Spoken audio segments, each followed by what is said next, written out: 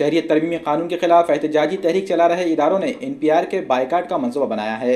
इस सिलसिले में एक अहम मुशावरती मीटिंग वहदत इस्लामी हिंद के कायद जियाउद्दीन की निगरानी में नासिर खतीब के मकान पर मुनक़िद हुई। मीटिंग में कई अहम शख्सियात मौजूद थी। औरंगाबाद से तशरीफ़ लाए जियाउद्दीन ने कहा कि शहरियत तरमीमी कानून के खिलाफ एहतजाजी तहरीक जारी रखी जाएगी। हुकूमत पर दबाव बनाने के लिए दहली के शाहीन बाग की तर्ज पर जारी एहतजाज के अलावा नए नए तरीक़ों से भी एहतजाज किया जाएगा।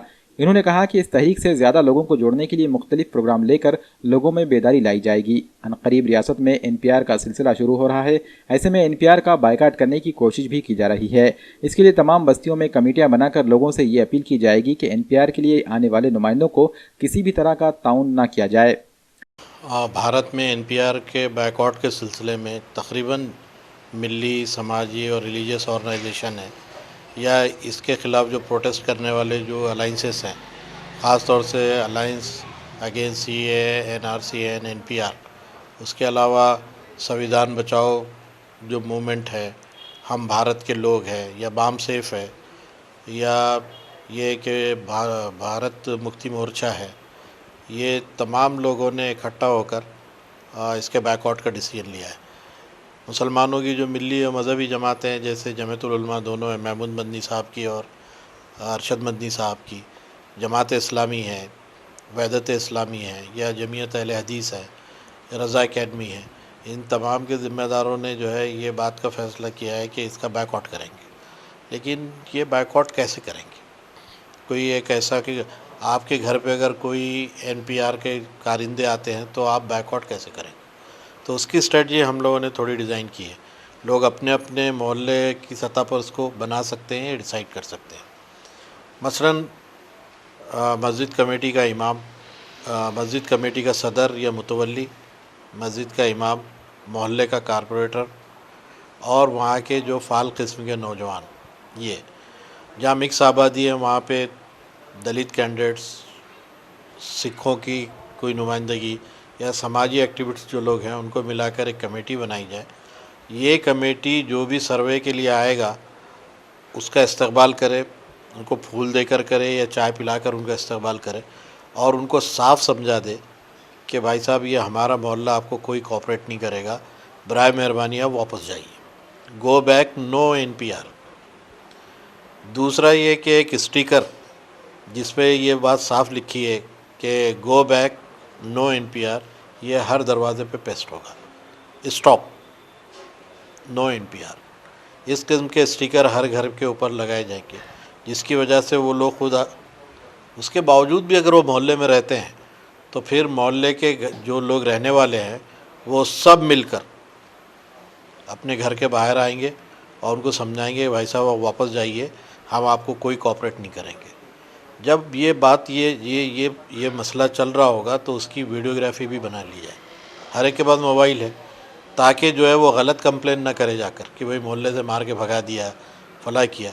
एक अच्छे अंदाज में, पीसफुल अंदाज में समझा के उनको बढ़ाइए। दूसरी बात, उससे रिक्वेस्ट ये कीजिए कि जाने के बाद अपनी अथॉरिटीज़ को वो कंप्लेन करे राइटिंग में कि ये मोहल्ले ने हमको कोऑपरेट नहीं किया है।